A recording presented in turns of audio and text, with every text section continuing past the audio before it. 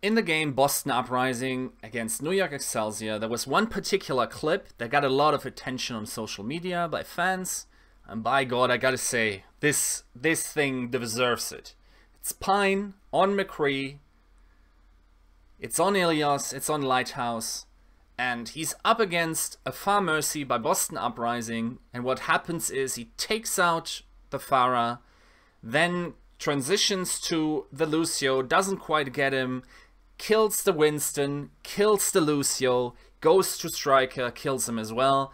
All underlined by very good analysis by Hex, but then culminates in the great Samler getting his first sick play in Overwatch League, and I'm very thankful that he got it on his first day of casting, because great casters need great play in order to shine. So let's play this clip first, because I always think that it's very hard to make analysis and to make, you know, salient decisions when we're still in the emotion of the play, and then come back and talk about what's happening here.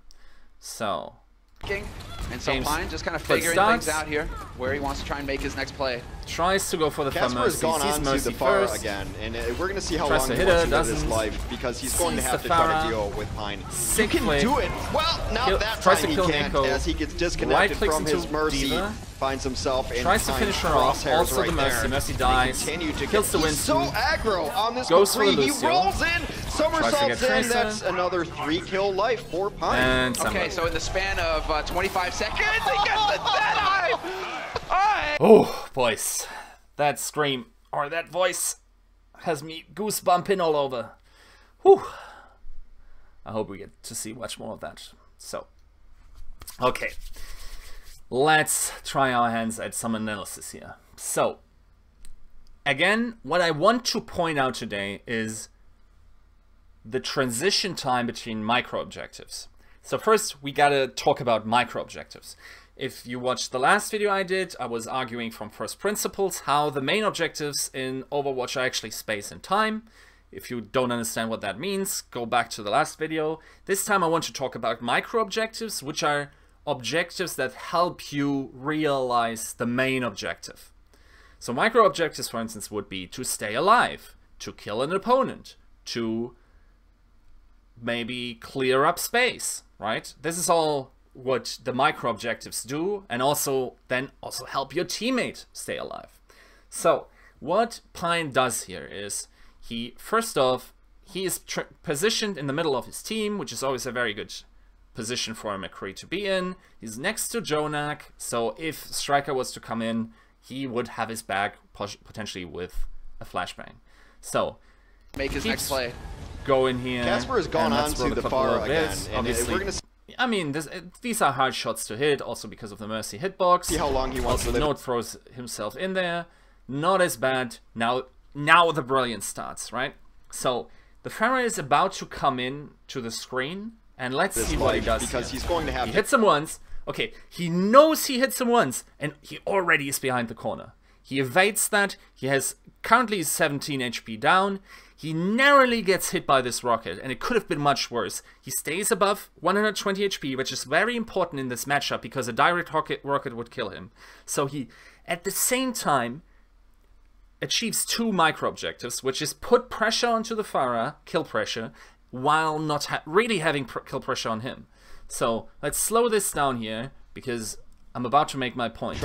So he knows... And let me mute the sound, actually. Bam! Okay. Now watch what his crosshair does. He just made a sick flick. And now one could, and lesser players do this, one would revel in the amazingness of oneself in that flick shot. But that's not what pro players do, and that's not what great pro players do. So his crosshair goes down, and he sees Neko, and he's on him. 1 hit. 2 hit. Let's go to normal speed again in order to appreciate just how quickly this goes off. So he goes, hit onto the Farah, kill Farah, bam, Lucio. Sick transition, right? So he achieves the first micro objective, which is to kill Dreamcasper while keeping himself alive. This also takes computational power.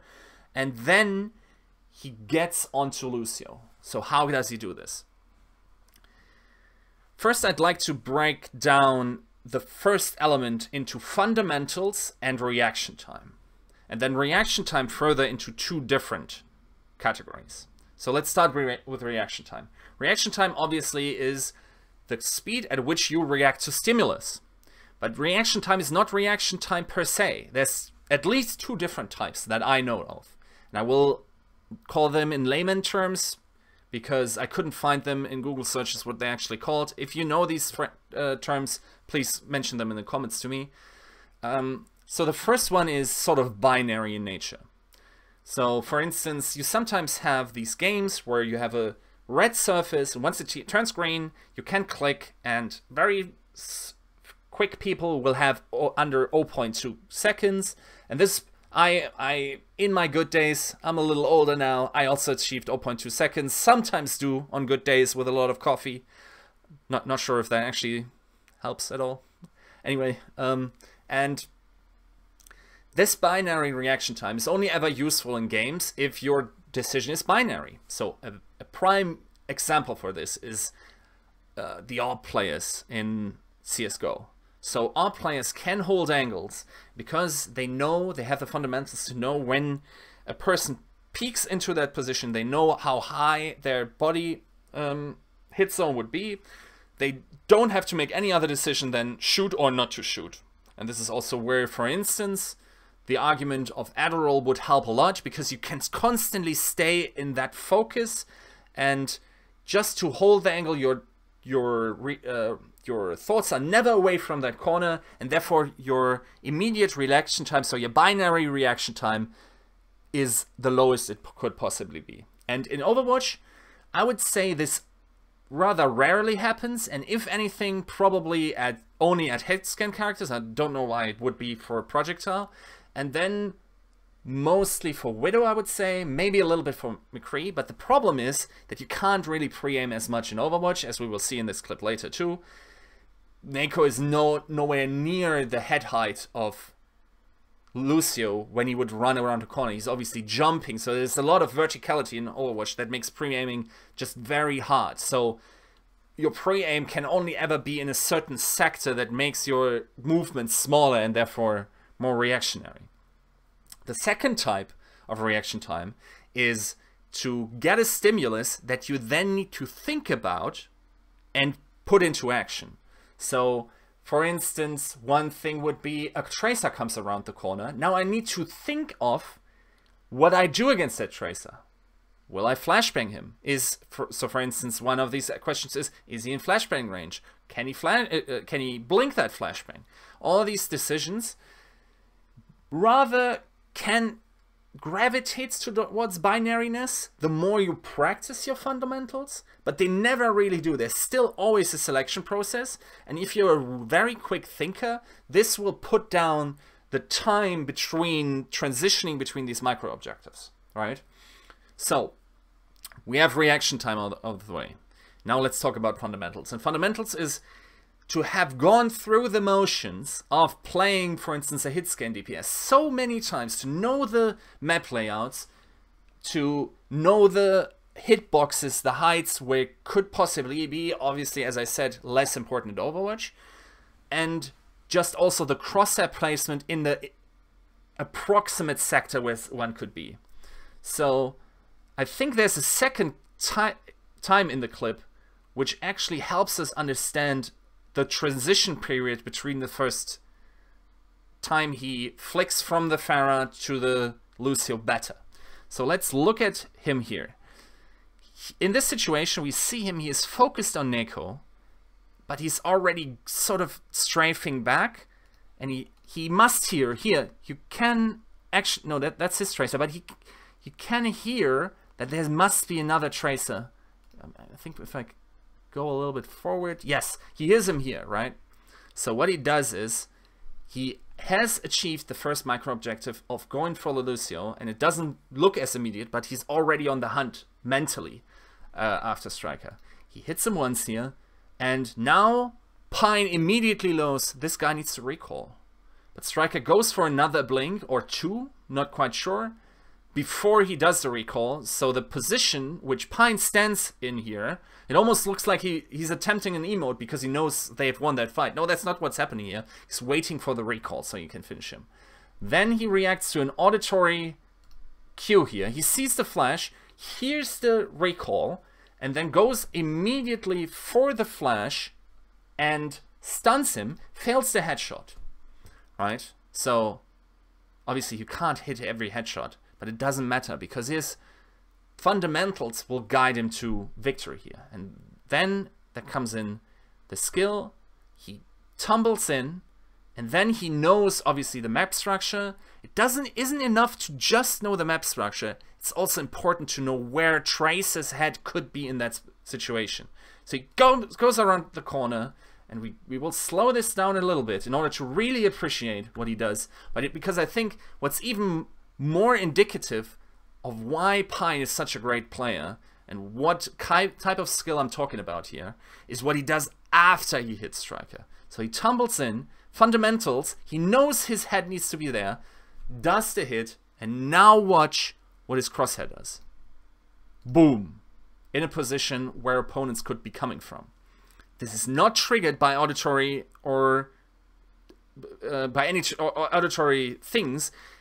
There can't be a call. Everyone else is dead. All these 3 people in the chop are at spawn. He hasn't heard anyone. So what he's actually doing is just his fundamentals.